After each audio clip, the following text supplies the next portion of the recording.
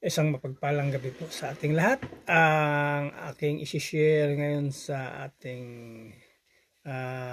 daily devotion ay makikita sa 1 Kings chapter 9 verses 1 to 4. Ito po ang nakasulat. Ito po ay sa Tagalog version. Nang matapos si Solomon ang pagpatayo ng templo ng Panginoon at ng kanyang palasyo, at ng iba pa na binalak niyang gawin, nagpakitang muli ang Panginoon sa kanya katulad ng ginawa niya noon sa Gibeon. Sinabi sa kanya ng Panginoon, narinig ko ang panalangin at kahilingan mo sa akin. Ang templong ipinatayo mo ang pinili kong lugar kung saan ako parangalan magpakailanman. Palagi ko itong babantayan at iingatan.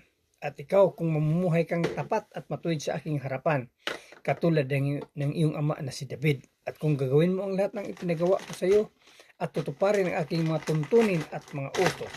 Yun lang po, maraming salamat. Purihin ang Panginoon. God bless. Magandang gabi po sa ating lahat. Ang aking babasahin ngayon ay makikita sa unang mga hari, chapter 9 verses 5 to 8. Pananatilihin ko sa trono ng Israel ang iyong angkan. Iyan ang aking ipinangako sa iyong amang si David.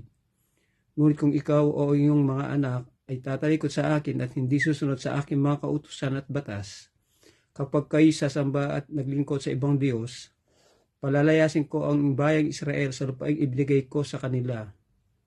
Itatakwil ko ang templong ito na aking itinuring na banal at tinakdang lugar na kung saan ako ay sasambahin. Ang Israel ay pagtatawanan at hahamakin ng lahat ng bansa. Magigiba ang templong ito at sinumang mapadaan dito ay mangingilabot at magtataka. Sasabihin nila, bakit ginawa ito ni Yahweh sa lupaing ito at sa templong ito? Yun lamang po. Amen. Magandang araw po sa lahat. Ang babasahin ko po ay verse po namin ni Jerome mula po sa Book of 1 Kings, chapter 9, verse 9 to 16. Sasagot ang iba dahil itinakwil nila ang Panginoon ng kanilang Diyos na naglabas sa kanilang mga ninuno sa Ehipto at naglingkod sila at sumamba sa ibang mga Diyos. Iyan ang dahilan kung bakit pinadalhan sila ng Panginoon ng mga kapahamakan. Ang iba pang naipatayo ni Solomon. Matapos na maipatayo ni Solomon ang dalawang gusali, ang templo ng Panginoon at ang palasyo sa loob ng 20 taon. Ibinigay niya ang 20 bayan sa Galilea kay Haring Hiram ng Tyre. Ginawa niya ito dahil tinustusan siya ni Hiram ng lahat ng kahoy na sedro at sipres at ng ginto na kanyang kailangan. Pero nang pumunta si Hiram sa Galilea mula sa Tyre para tingnan ang mga bayan na ibinigay sa kanya ni Solomon, hindi siya nasiyahan dito. Sinabi niya kay Solomon, "Aking kapatid, anong klaseng mga bayan itong ibinigay mo sa akin?" Tinawag ni Hiram ang lupaing iyon na Kabul, at ganito pa rin ang tawag dito hanggang ngayon. Nagpadala roon si Hiram kay Solomon ng 5 toneladang ginto. Ito ang ulat tungkol sa sapilitang pagtatrabaho ni Haring Solomon sa mga tao para maipatayo ang templo ng Panginoon at ang kanyang palasyo, sa pagpapatibay ng lupain sa bandang silangan ng lungsod, sa pagpapatibay ng pader ng Jerusalem, at sa pagpapatayong muli ng mga lungsod ng Hazor, Megiddo at Gezer. Nilusob ang Gezer at inagaw ito ng Faraon na hari ng Ehipto. Sinunog niya ito at pinagpapatay ang mga naninirahan dito na mga Kananeo.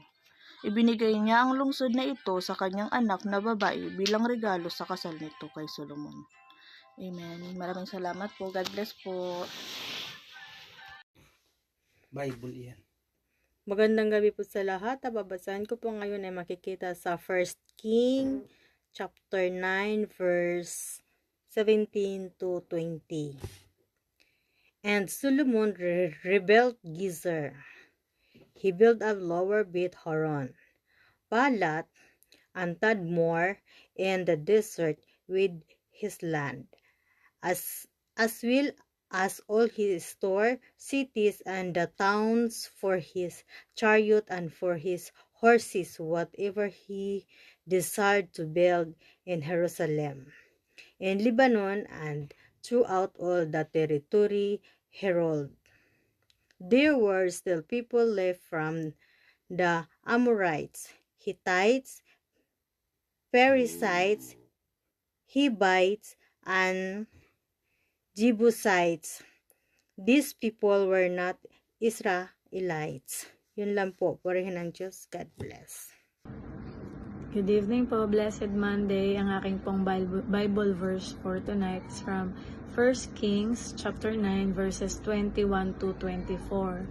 No, pero sisimulan ko po siya sa verse 20. Sa pilitang pinagtrabaho ni Solomon ang mga Amoreo, Heteo, Pereseo, Hivita at Jebuseo na nakatira pa sa lupain.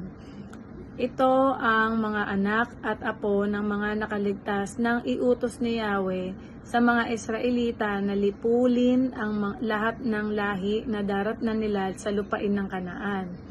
Hindi niya isinama sa sapilitang paggawa ang mga Israelita. Sa halip, ang mga ito'y ginawa niyang mandirigma, mga kawal at pinuno ng hukbo ng kanyang kabayuhan at ng kanyang mga karwahe. Ang bilang ng mga tagapangasiwa ni Solomon na pinamahalan niya sa mga manggagawa ay 550 katao.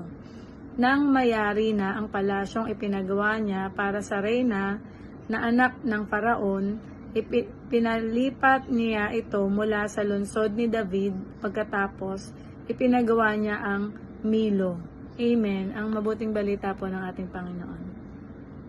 So muli po, isang mapagpalang araw muli sa ating lahat at isang biyaya ng Panginoon na binigyan muli tayo ng pagkakataon. Sa pagkakataon ito, tayo po ay nakapagbasa muli ng Biblia, isang chapter a day. So, at ang ibinigay po sa atin ay 1 King chapter 9 verse 25 to 28. Sabi po dito, taon-taon 3 beses na naghahandog si Solomon sa altar na tinayo niya para kay Yahweh. Nag-aalay siya ng mga handog na susunugin at mga handog na pinagsasaluhan, at nagsusunog din siya ng insenso para kay Yahweh, at natapos niya ang pagtatayo ng templo. Nagpagawa rin si Solomon ng maraming barko sa Isyon Geber. Ang lungsod na ito ay nasa baybayin ng dagat na pula sa lupain ng Edom, malapit sa Ilat, upang tulungan ang mga tauhan ni Solomon. Pinadalan siya ni Hiram na sarili ng mga tauhan na parang mga sanay na mandaragat. Pumunta sila sa Ophir, at pagbalik ay nag-uwi sila ng 14,700 kilong ginto at dinala nila kay Solomon. So, dito, makikita po natin yung mga aral na matutunan po natin dito. Yung katapatan ng pagsamba, patuloy na nag-aalay, si Solomon ng mga handog sa Diyos. So, ito po ay pagpapakita ng kahalagahan ng regular na tapat na pagsamba ni Solomon. So, isa pa dito, yung pagpapala ng Diyos. So, sa pamagitan ng pagpapadala ng mga barko sa Ophir, naging matagumpay si Solomon doon sa pangangalakal. Ipinapakita nito yung sipag, talino, yung tamang pagpaplano. Kaya gano'n na lang katindi yung kumbaga naging mabunga yung pamumuno ni Solomon. Ay ikaw ba naman yung pagkalooban ng napakatinding karunungan? Kaya lahat talaga ng ginagawa niya, ito ay makikita natin yung katalinuhan. At makikita rin natin dito yung magandang alyansa niya kay Hiram. Talagang itong si Hiram, sa kabila ng binigyan siya ni Solomon ng mga lungsod na hindi niya nagustuhan o hindi siya nasihan. Pero makita natin talagang good partner itong si Hiram, kasi talagang patuloy siyang tumutulong kay Solomon, patuloy pa nagbibigay ito ng mga ginto, patuloy nagpapadala ng mga magagaling na tauhan. Talagang grabe, na kumbaga ito isang biyaya ng Panginoon kay Solomon. Binigyan siya ng maayos na kaibigan na katulad ni Hiram. Dito makikita din natin yung tamang paraan ng paglalagak at paglalaan ng kayamanan. Ito ay isang mahalagang katangian ng isang leader. Dito makikita rin natin na yung Diyos yung nagbibigay ng tunay na tagumpay. So, ibig sabihin, sa kabila na may katalungan si Solomon, ay hindi lamang ito bunga ng dahil sa matalino siya, kundi ito ay isang pagpapala talaga ng Diyos na ibinigay sa kanya. Kaya kumbaga talagang makikita natin yung aral, kung tayo ay naging kalugod-lugod sa Panginoon, lahat ng bagay ay magiging madali ito, sapagkat ipoprovide talaga ito ng Panginoon. So purihin po yung Panginoon na binigyan muli tayo ng pagkakataon na makapagbasa sa pagkakataon ito ng isang chapter. No? Purihin po ang Panginoon and God bless everyone.